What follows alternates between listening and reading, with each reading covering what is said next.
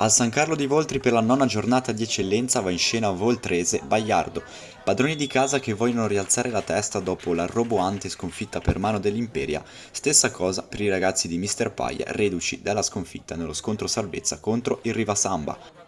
Le due compagini danno vita a un bel incontro combattuto, ma le occasioni tardano ad arrivare. I primi a farsi avanti sono gli ospiti, con il filtrante di Zuppiroli che serve Ungaro, ma il suo cross viene respinto dai guantoni di Secondelli.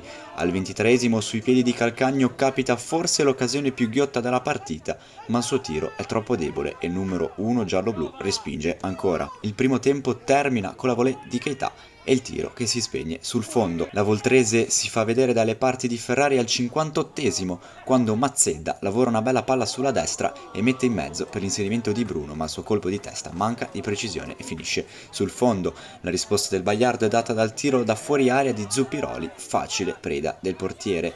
A 15 dal termine ci prova Oliviero con una punizione da posizione defilata. Secondelli è abile a respingere sulla linea di porta il tiro. Le ultime occasioni del match capitano ancora sui piedi di Oliviero.